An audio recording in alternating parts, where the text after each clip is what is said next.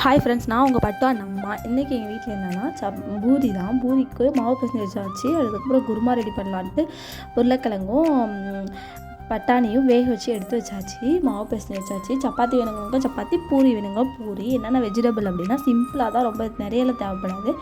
Onion, அதுக்கப்புறம் பச்சை மிளகாய் 4, சின்னதாக ஒரு சின்ன சைஸ் டொமேட்டோ எடுத்து வச்சுக்கணும். அப்புறம் ஹோல் ஸ்பைசஸ் எடுத்து வச்சுட்டு அதுக்கப்புறம் என்ன பண்ணணும்னா, ஒரு பேன் எடுத்துகிட்டு அதில் கொஞ்சம் எண்ணெய் ஊற்றிட்டு அதுக்கப்புறம் ஹோல் ஸ்பைசஸ் போட்டுட்டு பச்சை மிளகா, அப்புறம் வெங்காயம் எல்லாத்தையும் போட்டு நல்லா ஃப்ரை பண்ணணும். ஃப்ரை பண்ணிவிட்டு தக்காளி போட்டுக்கணும். நல்லா ஃப்ரை ஆகணும். நல்லா ஃப்ரை ஆனதும் இந்த வேக வச்சு பாயில் பண்ண தண்ணியை நம்ம ஊற்றி நல்லா அதை கொதிச்சு வந்ததுக்கப்புறமா அப்புறம் இந்த மசிச்சு வச்ச உருளைக்கிழங்கு மசிச்சு வச்சுக்கணும். மசிச்சு வச்சுட்டு அதையும் அதுக்கப்புறம் அந்த பட்டாணியும் கொட்டிட்டு அதுக்கப்புறம் கடலை மாவு தான் நம்ம சிம்பிள் டிஷ் தான். கடலை மாவு கொஞ்சம், பஜ்ஜி மாவு கொஞ்சம் போட்டுக்கணும். அதை கொஞ்சம் நல்லா கரைச்சி வச்சுட்டு அது நல்லா பாயில் ஆகுது பார்த்திங்களா. அது பாயில் ஆகி வந்ததுக்கப்புறம் லாஸ்ட்டாக ஃபைனலாக அதை எடுத்து ஊற்றிட்டா இது மாதிரி நல்லா மில்கி ஸ்டேஜில் நல்லா இருக்கும். நல்லா செமி சாலிடாக நல்லாயிருக்கும், டேஸ்ட்டாக இருக்கும்.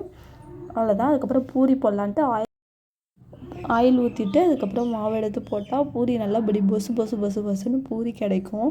இந்த டைப்பில் மாவு பேசிட்டிங்கன்னா ஒரு பொசுன்னு பூரி கிடைக்கும். இந்த ஸ்டைல் ட்ரை பண்ணி பாருங்கள். இது சிம்பிள் டிஷ் தான். இது பேச்சுலர்ஸ் கூட ட்ரை பண்ணலாம். ட்ரை பண்ணி